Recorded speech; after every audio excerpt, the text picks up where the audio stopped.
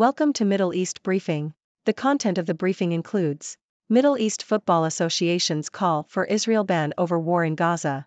Meta removes Instagram and Facebook accounts for Iran's Supreme Leader Ayatollah Ali Khamenei. Destroying Gaza's healthcare system is a war crime. Morning Report, Biden hit with bruising report, Trump wins Nevada. The journalists killed in Gaza and what they tried to show the world. Middle East Football Association's call for Israel ban over war in Gaza. CNN. 12 Middle Eastern football associations have written a letter to FIFA calling for Israel's national team to be banned due to the recent war on Hamas in Gaza.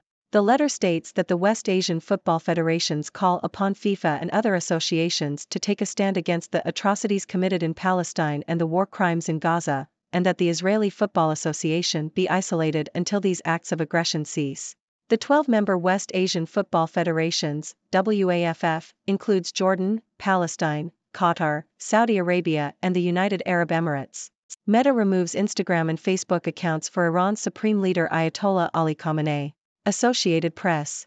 Meta, the parent company of Facebook and Instagram, has removed accounts run on behalf of Iran's Supreme Leader Ayatollah Ali Khamenei for repeatedly violating its dangerous organizations and individuals' policy.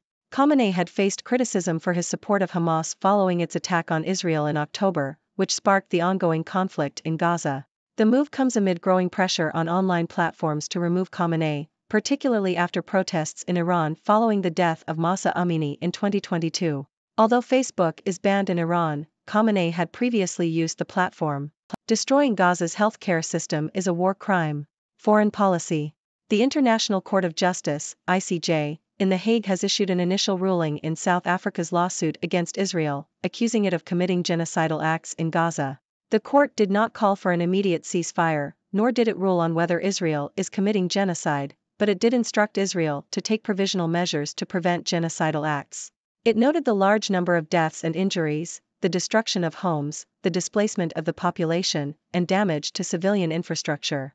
A less well-known aspect of the case against Israel is its systematic assault on Gaza's medical infrastructure. Israel has repeatedly targeted healthcare facilities, ambulances, and access roads, as well as arresting healthcare workers, blockading fuel, and withholding medical supplies. These actions are intended to undermine Gaza's healthcare system. Israeli forces are creating an urgent need for medical care among civilians while simultaneously denying them access to it. The destruction of Gaza's healthcare system is both an important part of the genocide charges against Israel and a blatant war crime. Israeli forces have targeted hospitals, ambulances, medical aid convoys, and access roads, resulting in hundreds of deaths and injuries. At this point, every hospital in Gaza is either damaged, destroyed, or out of service. The bombing and closure of Gaza's 2 rehabilitation hospitals mean that 441,000 people with pre-existing disabilities have no access to care or medical supplies. Mental health services have been vastly reduced, leaving the entire civilian population psychologically traumatized by the horrors of war.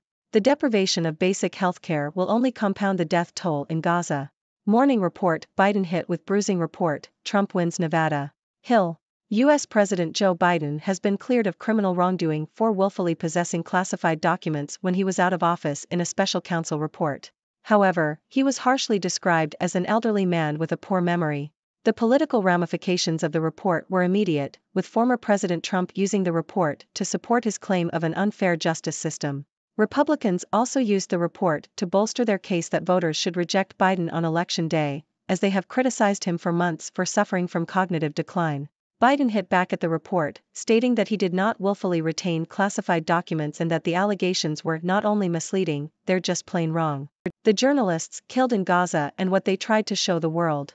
Washington Post.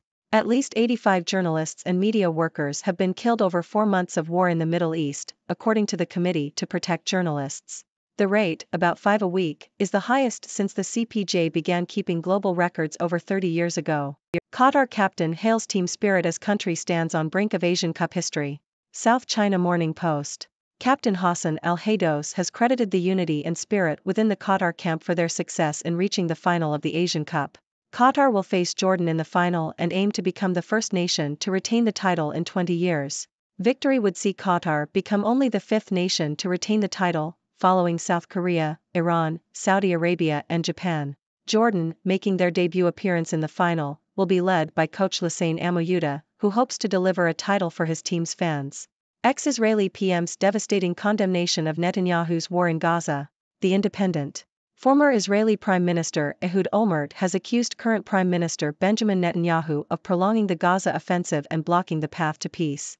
Olmert claims that Netanyahu's arrogance and manipulation have led to catastrophic security failures, including the Hamas attack that triggered the current conflict. He also warns that right-wing members of Netanyahu's government are blocking the necessary settlement for peace and have plans to cleanse Palestinians from their vision of a greater Israel. Olmert's criticism comes as Netanyahu rejects the latest international attempt at a ceasefire and declares that the war will continue until complete victory. Nations receiving U.S. arms told to abide by laws of war. BBC. U.S. President Joe Biden has issued an executive order that requires foreign governments receiving military aid to provide written assurances that they are abiding by international law. The order applies to all 100 countries receiving U.S. weapons, including Israel, which is the largest recipient of U.S. military financing. The move comes after President Biden admitted that Israel had gone over the top in its response in Gaza. The memorandum requires foreign governments to provide assurances that U.S. humanitarian aid is being delivered to civilian populations caught in conflict. Israeli settlers left Gaza in 2005. They now see a chance to return. New York Times. A small group of Israelis are pushing for Israel to retain control of Gaza and re-establish Jewish settlements in the area. They have published maps of Jewish-majority towns in Gaza, and Israeli lawmakers have drafted plans to make such settlements legal. The group plans to build homes in Gaza once the war is over. Palestinians fear that this would lead to mass displacement and an end to their dream of a Palestinian state. The idea of resettlement is being promoted at a time when Israel has yet to decide how post-war Gaza should be governed. Well, my dear viewers. It seems the Middle East is once again making headlines, and not for the reasons we'd hope. From football associations calling for Israel's ban to the devastating destruction of Gaza's healthcare system, the situation remains dire. And let's not forget the political drama in the United States, with President Biden facing a bruising report and former Prime Minister Olmert condemning Netanyahu's war in Gaza. But amidst all the chaos, there's some good news in the world of sports, with Qatar standing on the brink of Asian Cup history. Now, let's dive into the analysis. The call from Middle Eastern football associations to ban Israel's national team is a powerful statement against the recent war on Hamas in Gaza. It highlights the growing sentiment in the region that Israel's actions must be addressed and holds them accountable for the atrocities committed. The removal of Iran's Supreme Leader Ayatollah Ali Khamenei's social media accounts by Meta shows the pressure on online platforms to take action against individuals and organizations that support violence or dangerous activities. The International Court of Justice's ruling on Israel's actions in Gaza is a significant step in holding them accountable for the destruction of Gaza's healthcare system. The deliberate targeting of hospitals, ambulances, and medical aid convoys is not only a war crime but also an essential part of the genocide charges against Israel. This highlights the urgent need for international intervention to ensure the provision of basic healthcare to the people of Gaza. In the United States, President Biden may have been cleared of criminal wrongdoing, but the report's description of him as an elderly man with a poor memory is sure to have political ramifications. Republicans will seize this opportunity to criticize Biden's cognitive abilities, while Biden himself fights back, denying any willful retention of classified documents. It's a classic political showdown that will undoubtedly shape the upcoming elections. Now, let's shift our attention to sports, where Qatar's national team stands on the verge of making history in the Asian Cup. Their unity and spirit have been credited for their success, and they aim to become the first nation in 20 years to retain the title. On the other side, Jordan's debut appearance in the final is a testament to their coach's leadership and the hopes of their passionate fans. Lastly, the news of Israelis pushing for the re-establishment of Jewish settlements in Gaza is a troubling development. Palestinians fear mass displacement and the end of their dream for a Palestinian state. This comes at a time when the future governance of post-war Gaza is still uncertain, adding another layer of complexity to an already tense situation. Phew, that was a whirlwind of news, wasn't it? Now, it's time for you, my dear viewers, to share your thoughts. What are your ideas on the Middle East football ban, the destruction of Gaza's healthcare system, or any other news that caught your attention? Don't be shy, I'm here to engage in a lively discussion with all of you. Thank you for tuning in. The content above showcases the latest briefing reports and analytical synopses, thoughtfully curated by the 6Do team. These insights stem from a wide array of reputable media outlets, think tanks, government sources, and specialized experts worldwide.